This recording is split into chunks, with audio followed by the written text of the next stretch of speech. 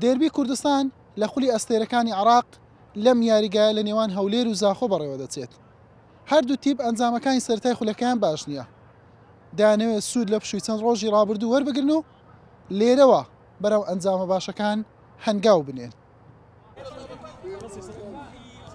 یاریەکە کاتژمێر 7 ئێوارەی ڕۆژی شەمە ئەنجام دەدرێت.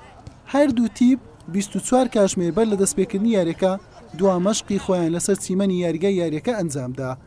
هەولێر ناجێگیری بە ئاست و ئەنجامی لە یاریەکانی ڕابردوو دیار بووە. تیپەکە خاوەنی سەرکەوتنێک و یەکسانیەکە تووشی دوو شکستی شاتووە. بە 4 خاڵ لە خانەی حەفدەی ڕیزبەندیە. تەنها محەممەد موحسینی ناوەڕاستکار لە یاریەکە بەهۆی پێکانەوە دادەبڕێت.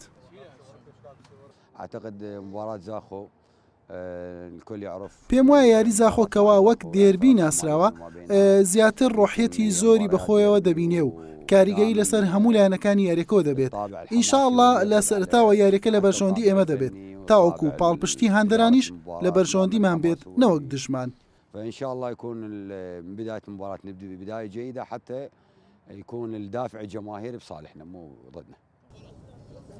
یانەی زاخۆش بەڕاهێنەراتی تەڵال بەلووشی قەتەڕی ئەنجامەکانی وەک پێویست نییە تا ئێستا تامی سەرکەوتنی نەکردووە. تووشی شکستێک و سێ یەکسانی هاتووە. تەنها سەرکەوتن دڵی تیپەکە خۆش دەکات.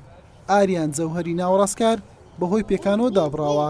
سەرجەم یاریزانەکانی دیکە بۆ یاریەکە ئامادەن.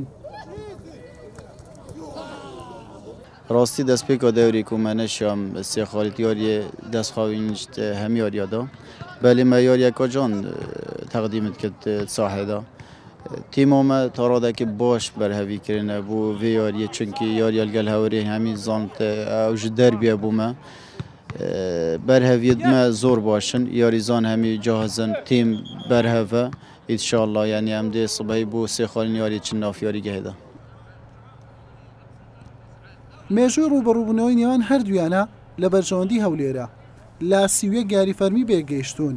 هەولێر 16 جار براوە بووە. زاخۆش لە 5 یاری دێ یاریش بە یەکسانی کۆتایی هاتووە. حوسێن محەممەد کەناڵی پێیام هەولێر.